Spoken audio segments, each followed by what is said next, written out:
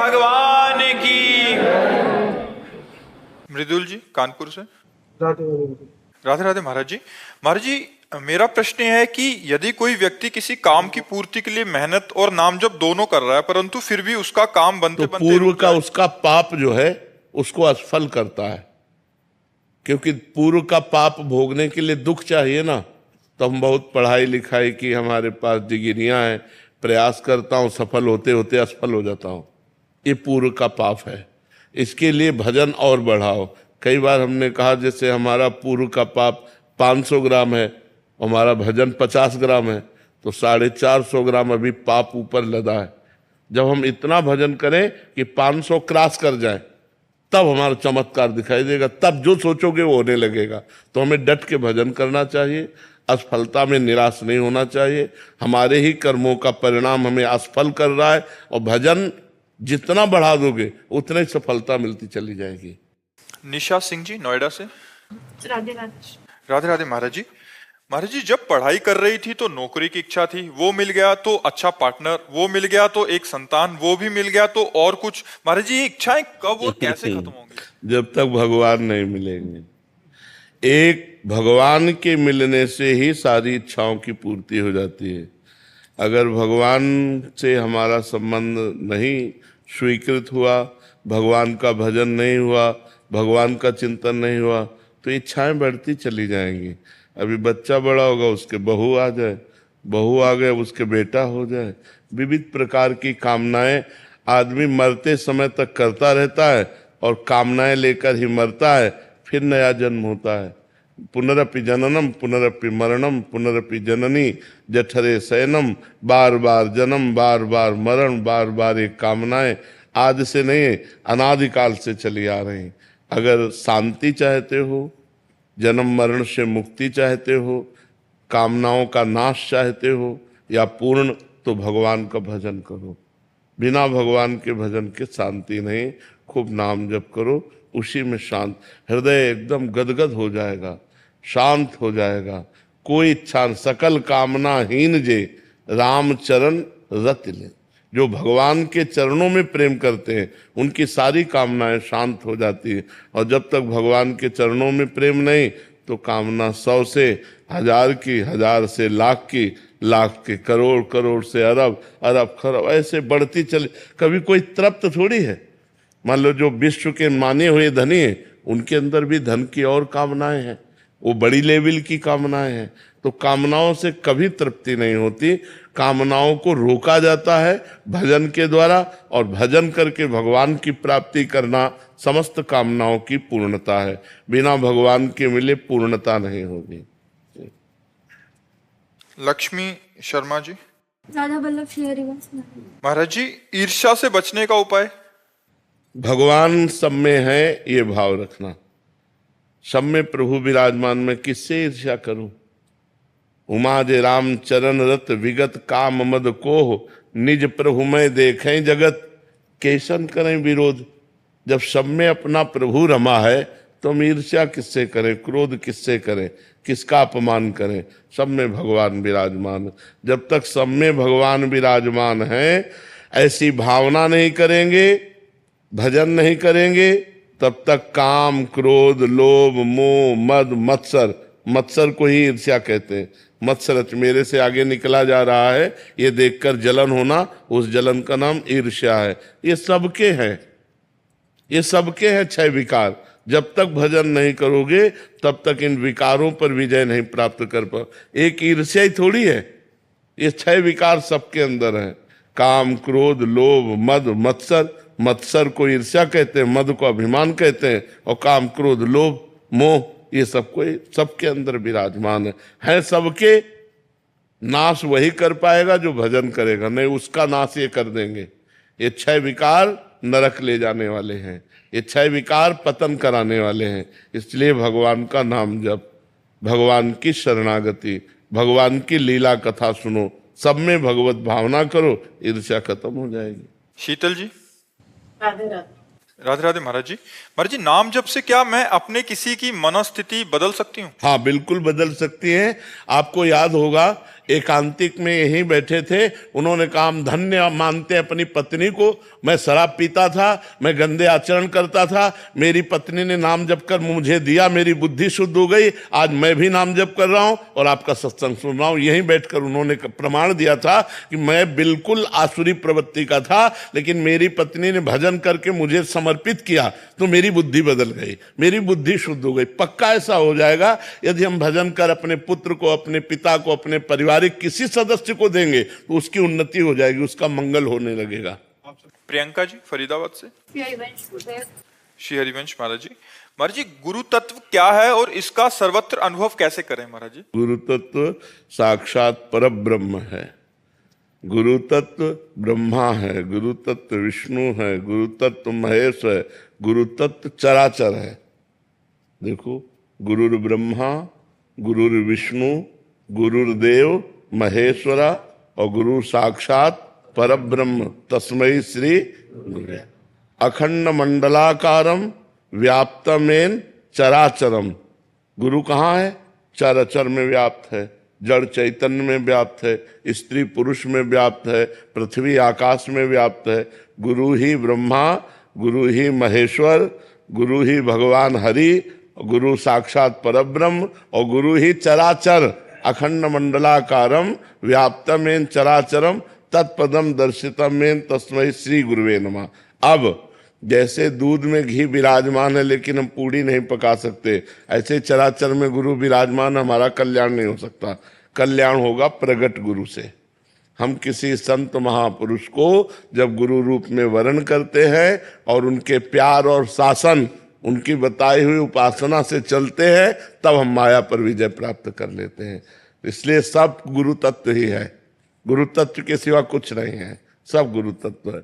ब्रह्मानंदम परम सुखदम केवलम ज्ञान मूर्तिम द्वंद्वातीतम गगन सदसम तत्वमस्यादिलक्ष्यम एकम नित्यम विमल अचलम सर्वधि साक्षिभूतम भावातीतम त्रिगुण रहितम सद्गुरुम तम नमामि। सब सद्गुरुदेव भगवान है।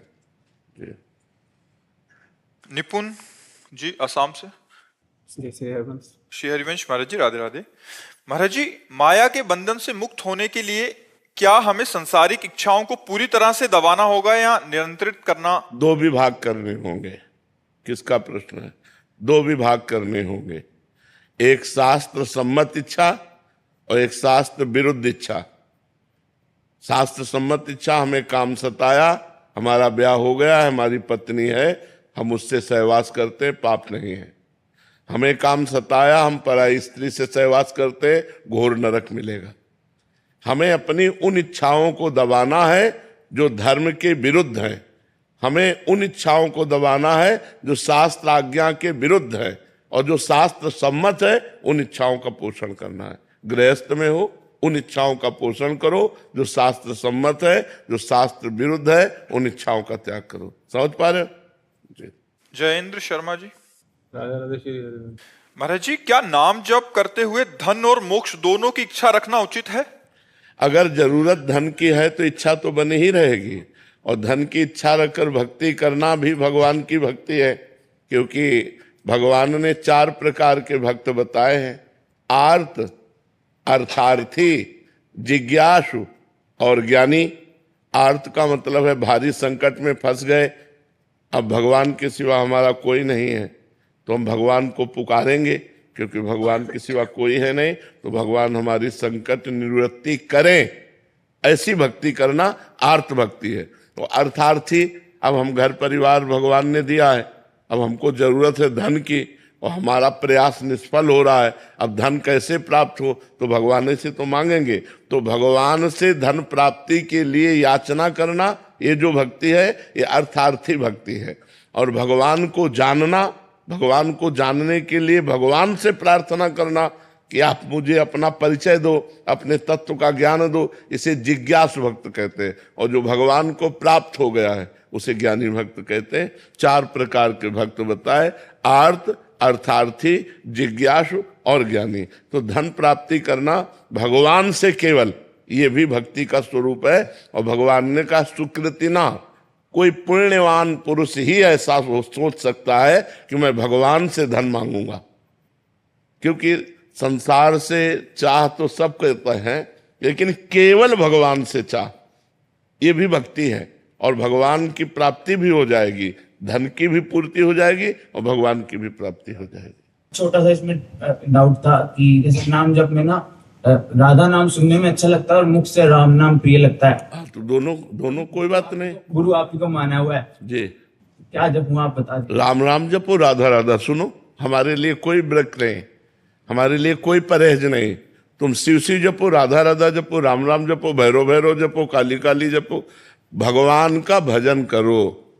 हमारा मेन उद्देश्य है पाप आचरण छोड़ो, गंदी बातें छोड़ो, भगवान का भजन करो। तुम्हें जो प्रिय है, राम कृष्ण हरि राधा, जो प्रिय लगे वो जपो, तुम्हारा मंगल होगा। हमारा उद्देश्य तुम्हारा मंगल करना है। मंगल भवन भगवान का सब नाम मंगल करने में समान सामर्थ्य रखता है। खूब जपो। कुलदीप शर्मा जी। राधे राधे। राधे राधे महाराज जी। महाराज जी, मैं स्वयं के भीतर अहंकारी रूपी मैं को खत्म अथवा मिटाना चाहता हूं, परंतु जो मिटाना चाहता हूं वो भी तो मैं ही है। इस विरोध नहीं, को दो कैसे- प्रकार के मैं हैं। अभी उस मैं के विभाग को नहीं समझ पा रहे। एक शुद्ध, किसका प्रश्न है? एक शुद्ध ब्रह्ममय है जिसे तुम्हारी ताकत ही नहीं मिटा सको, वो ब्रह्ममय मैं।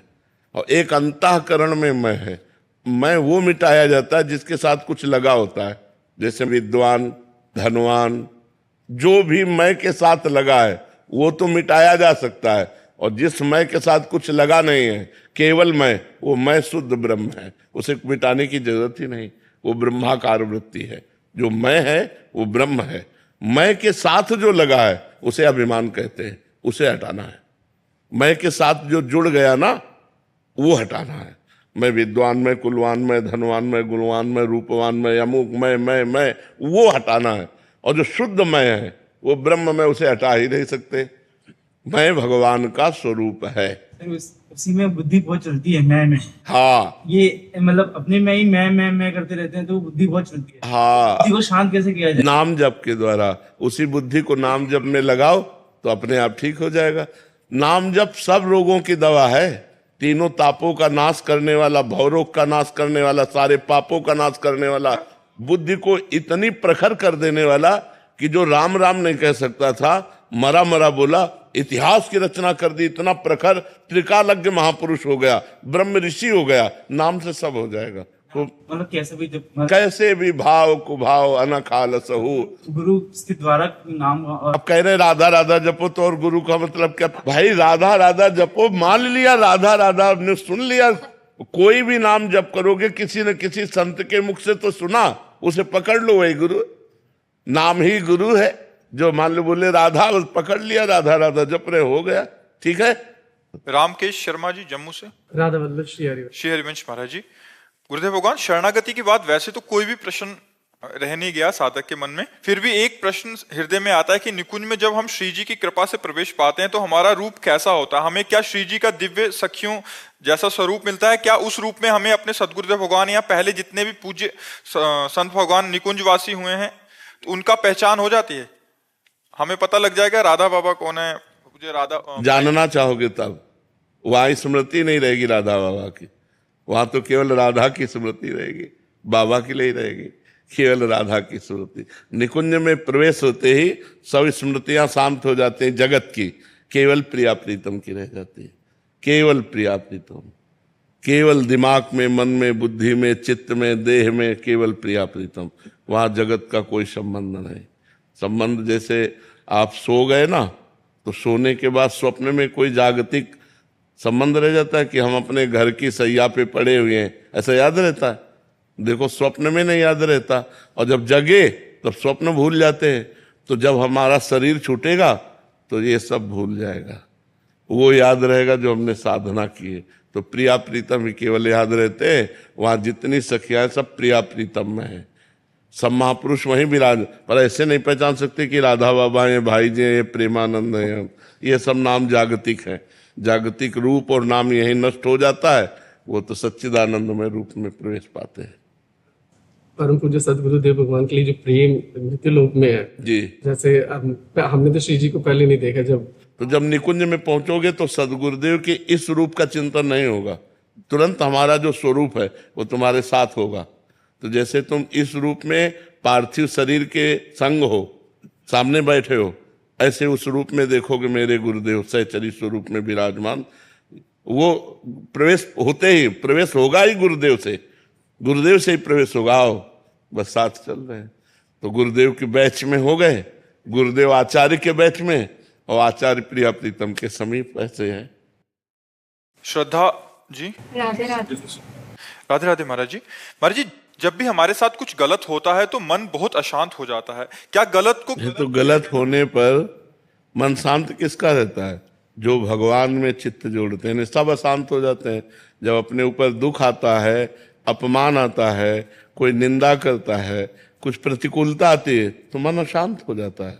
ये सृष्टि का नियम है। अगर इस नियम को तोड़ना है तो भजन करना होगा।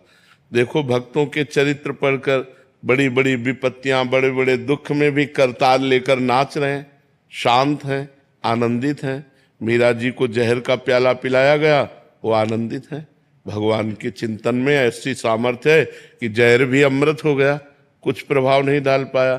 तो हमें जो जहरीली बातें कोई कहे या प्रतिकूलता या अपमान या विपत्ति, इसमें मन अशांत हो ही जाएगा। अगर मन को शांत करना है तो भगवान से जुड़ना होगा, भगवान का नाम जप करना होगा, भगवान के नाम कीर्तन करना होगा, भगवान की सेवा करनी होगी, क्योंकि शांति भगवान से मिलती। भगवान का स्वरूप क्या है? शांताकारं भुजग शयनम पद्मनाभम सुरेशम विश्वाधारम गगन सदृशम मेघवर्णम शुभांगम लक्ष्मीकांतम कमलनयनम योगभिर्ध्यानगम्यम वंदे विष्णुम भवभयहरम सर्वलोकैकनाथम। सर्वलोकैकनाथम भगवान कैसे? शांताकारम। लेकिन सांप पे सोए हुए और शांत है।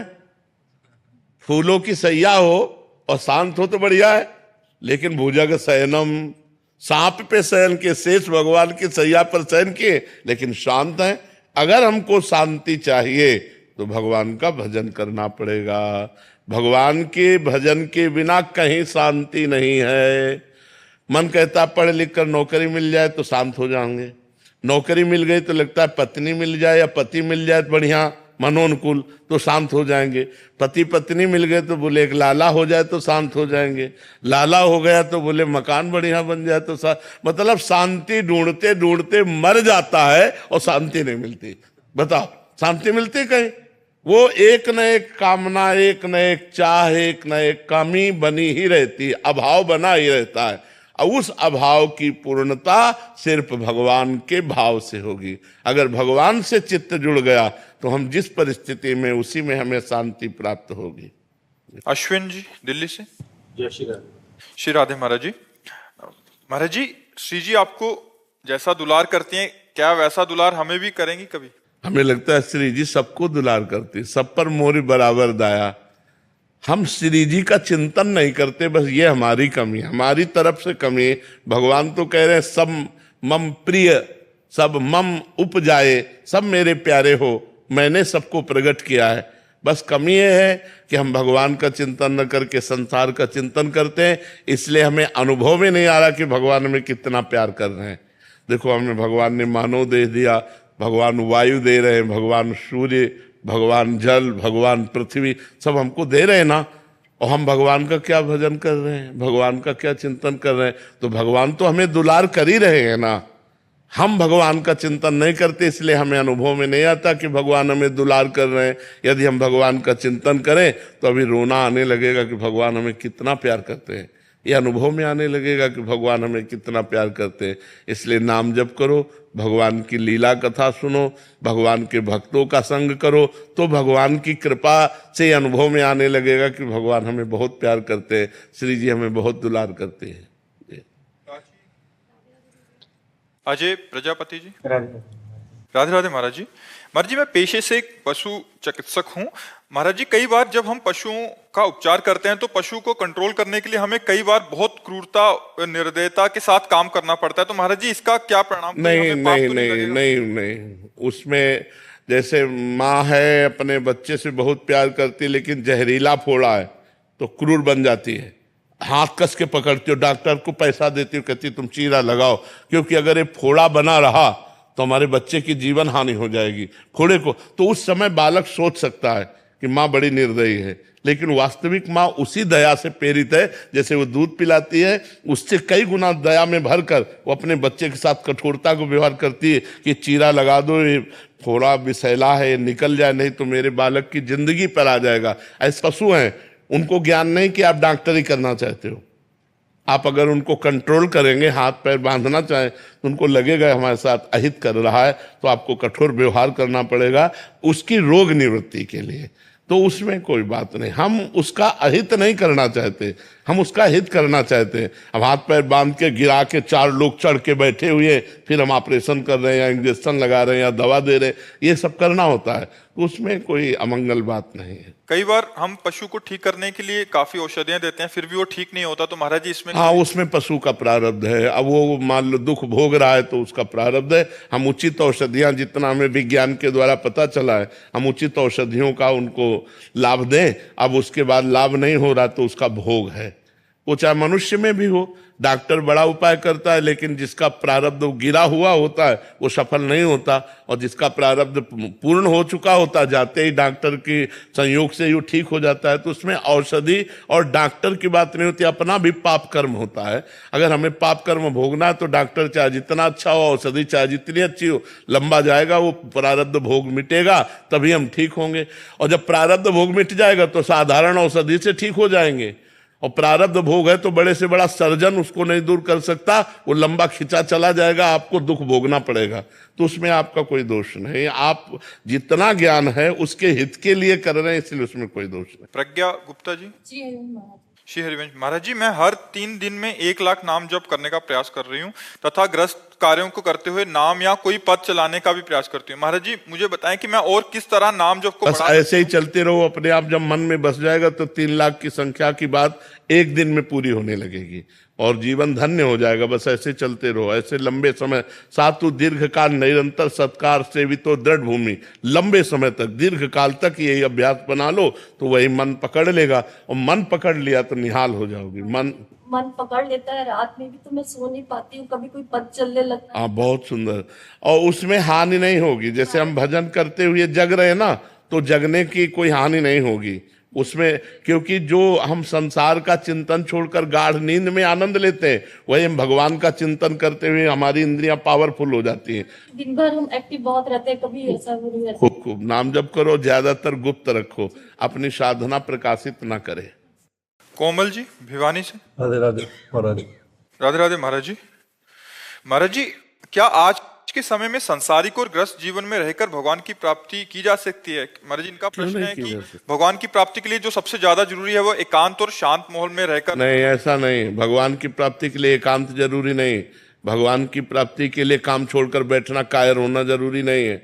भगवान की प्राप्ति के लिए मामुनिस्मर युद्ध च, अर्जुन जी को आदेश कर रहे हैं, तस्मात् सर्वदा सर्वकालेषु मामुनिस्मर, हर परिस्थिति में मेरा स्मरण करो और युद्ध च, अपने कर्तव्य का पालन करो। एकांत किसे कहते हैं? हृदय में जो भगवान का सुमिरन होता है, उससे बढ़कर एकांत नहीं। कहाँ जाओगे एकांत? अब बोलो हमें, तुम कहाँ जाओगे एकांत? जितनी भीड़ तुम्हारे गांव में नहीं होगी, उससे ज्यादा हरिद्वार में है, वृंदावन में है, अयोध्या में, जो तीर्थ स्थल है, जो बड़े बड़े भगवान के पवित्र स्थान है, वो आप भीड़ ही भीड़ देख लो। तो एकांत कहाँ जाओगे? कहाँ बैठोगे एकांत? महाराज जी, गृहस्थ जीवन में रह के तो क्यों? गृहस्थ जीवन में क्या परेशानी?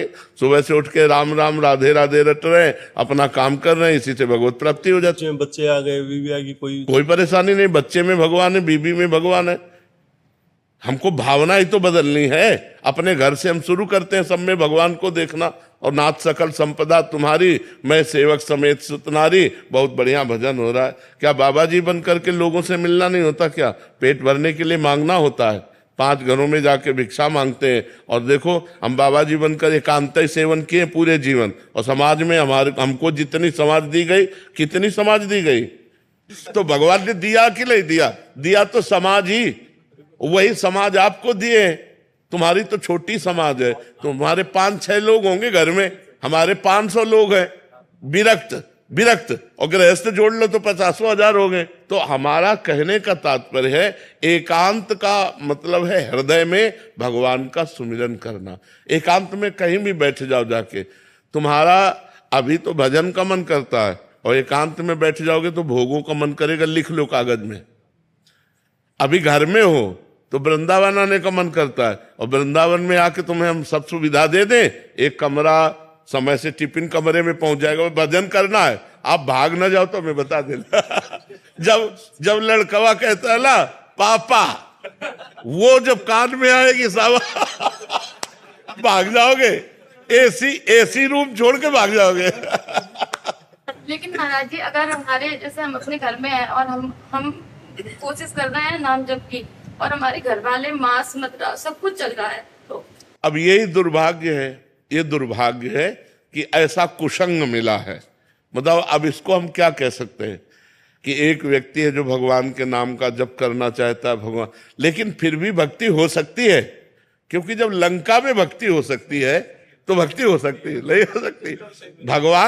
भगवान विभीषण जी से कह रहे हैं जिम दसनन मो जीभ बिचारी, जैसे 32 दांतों के बीच में बड़ी कोमल जीभ रहकर अपना काम चला लेती है, नहीं चला रही, ऐसे ही लंका में पूरा लंका निश्चर निकर निवासा, यहां कहां सज्जन करवासा, लेकिन वहां भी विभीषण जी ने भक्ति की, ऐसी भक्ति की कि भगवान ने कहा तुम सरीखे संत प्रेम रे। और वहां तो हमें लगता है केवल विभीषण जी ऐसे होंगे जो मांस न खाते होंगे, नहीं तो सब मांस खाने वाले थे। मदिरा और मांस का तो वहां मतलब आहार ही था। कुंभकर्ण के लिए पूरा एरिया जमा किया जाता था, जब जगता था तो एरिया के भैंसे खा जाता था, जैसे अपने पकौड़ा खाते हैं ना, ऐसे वो भैंसे खाता था, भैंसे है बकरी है सब, मतलब तभी भगवान ब्रह्मा जी ने उसे 6 महीने सोने का, कि एक दिन जगे 6 महीने सोए, नहीं तो पूरी सृष्टि का आहार कर जाएगा। ऐसे लोगों के बीच में रहकर उसने भजन किया। तो आप घबराइए मत, वो जो जैसा करेगा वैसा फल पाएगा। आप अंदर ही अंदर राधा जपिए, अंदर अंदर इसलिए करें कि बाहर कंठी बांधोगे, तिलक बांधोगे तो मांस मदिरा पीने वाले लोग वो आपका हो सकता है विरोध करें।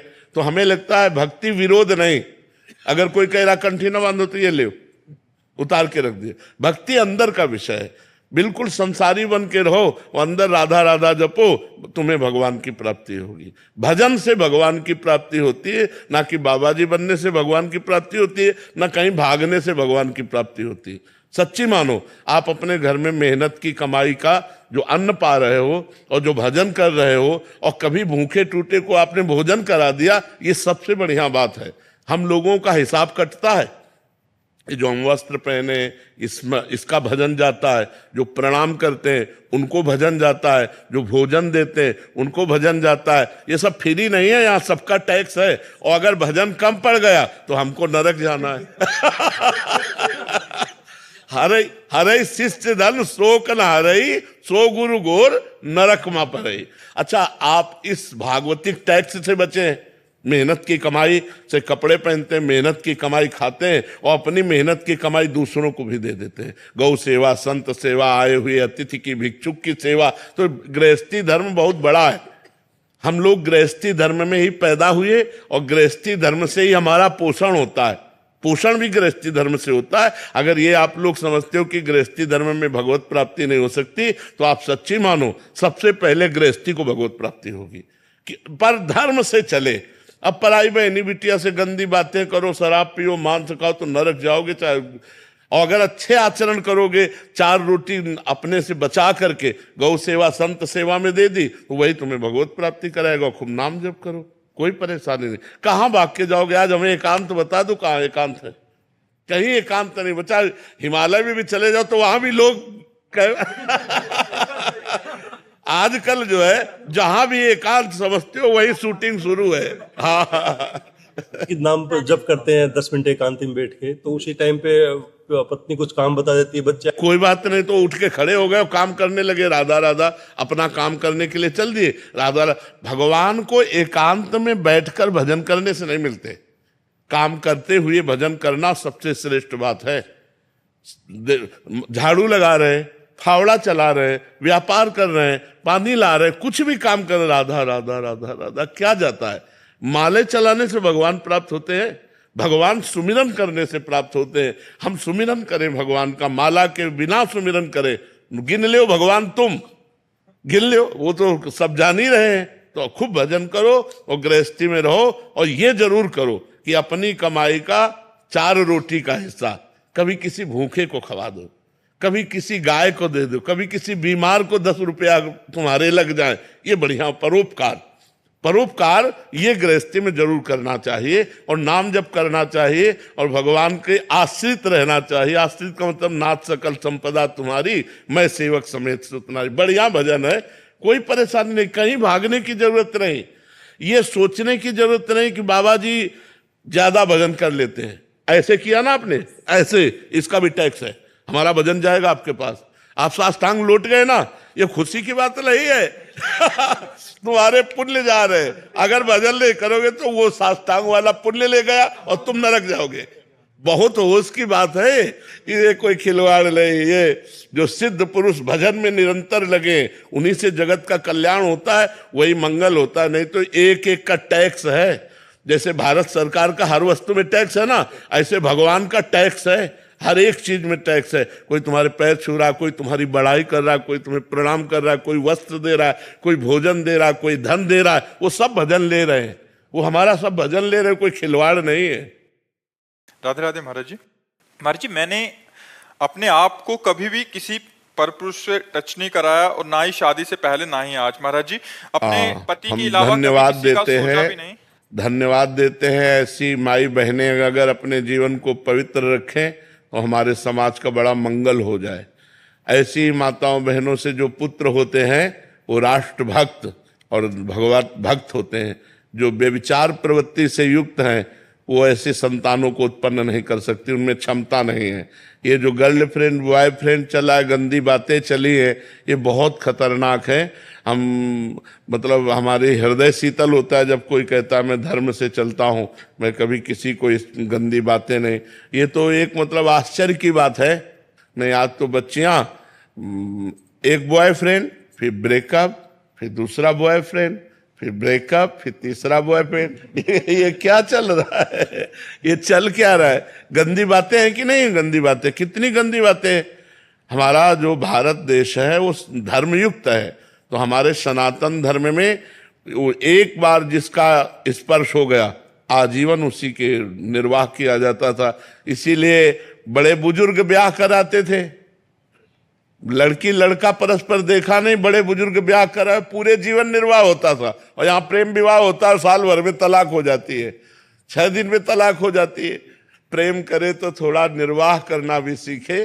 प्रेम करने वाला सहनशील होता है, अपने प्यारे को सुख पहुंचाता है। आज का समय तो बहुत धन्यवाद है। जैसा आप, क्या प्रश्न है आप? महाराज जी, आप कह रहे हैं कि मतलब अपने पति देव के अलावा मेरा कोई वो नहीं है, बट लेकिन महाराज जी हम दोनों में लड़ाई भी हो जाती है और गुस्से में अपशब्द हो जाते हैं। क्या मैं पतिव्रत स्त्री हूँ? हाँ, पतिव्रता बिल्कुल। हम जैसे हम भगवान के भक्त हैं और हमें कोई परेशानी पड़ी और हम उसको निपटा नहीं पाते तो हम नाराज भी होते हैं भगवान से। छोटा बच्चा जब गिर पड़ा, अम्मा दौड़ के उठाने गई तो उसने बा के थप्पड़ जमाया कि अब उठाने आए हो, जब हम गिर रहे थे तब कहाँ थी? जब हम गिर रहे थे तब छोटा बच्चा नहीं गिर जाता। और माँ थी तो माँ से ही लड़ता है माँ को, क्योंकि वो जानता है माँ के सिवा मेरा कोई नहीं है। अब मैं गिर गया तब उठाने आई हो, तो गिरने के पहले उठा लेते। ऐसे हम लोग भगवान से भी लड़ जाते हैं। तो कभी कभी जैसे आप पति से लड़ जाते हैं, ऐसे हम परम पति से लड़ जाते हैं। लड़ना भी एक प्रेम का अंग है, लड़ना भी एक प्रेम का अंग है, उसे मान कहते हैं।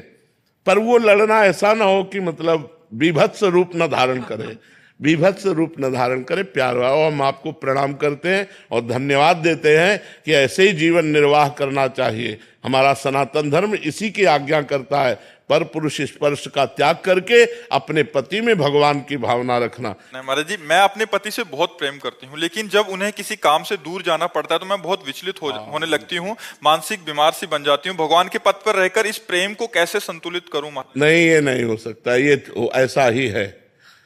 जब से तुम बिछुरे पी प्यारे कबहु न पायो चैन, दरस बिन दुखन लागे नैन। जो मैं ऐसा जानती प्रीत किए दुख होए, नगर ढिंढोरा पीटती अजी प्रीति न करियो कोई। प्रेम में अपने प्यारे को सदैव अपने समीप पाना, समीप रखना, यही पसंद है।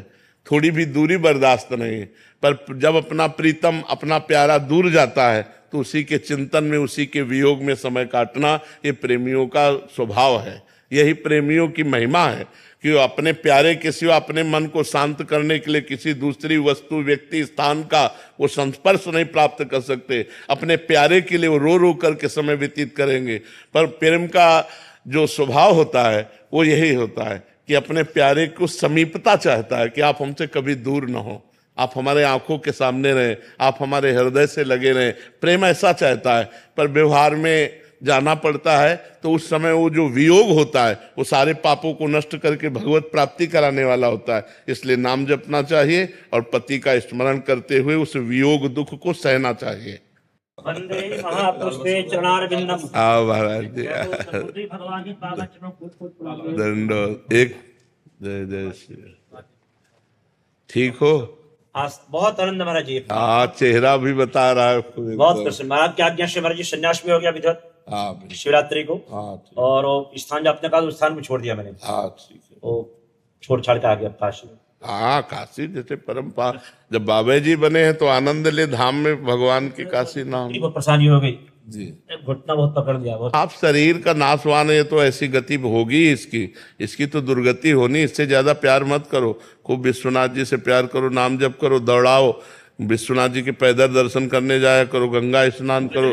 हाँ, आपने जैसे कहा बस एक बात नहीं हो पा रही, स्थायी रूप में नहीं हो पा रहा काशी अभी। अभी हरिद्वार कहीं और यहाँ कहीं। चलो, साधु कोई नहीं, संत सुखी विचरण तो नहीं, पर अधिक समय अगर धामों में, पुरियों में व्यतीत हो तो बहुत अच्छा है। हाँ, क्योंकि जब हम बाबा जी बने तो गांव गली में ज्यादा नहीं। भगवान एक प्रार्थना थी, जिससे हम लोग का सब मंत्र जाप करते थे पहले, हमारा अष्टाक्षर था और महादेव था, ही सबको भजन करते ही। और महाराज जी ने एक प्रणव हमारा रूप, बस प्रणव में ही रहो, तो उसी में लीन है बस हर समय प्रणव में। जब शौच में हो तो सांब सदाशिव, नहीं तो प्रणव हर समय जपो। जैसे शौचालय में हो ना तो फिर प्रणव ने उच्चारण। हाँ, तो उस समय खाली भी नहीं रहना, सांब सदाशिव, सांब सदाशिव। हाँ, और हर समय प्रणव का चिंतन करो। अब कुछ नहीं, प्रणव ही पूर्ण है, उसी में रहो।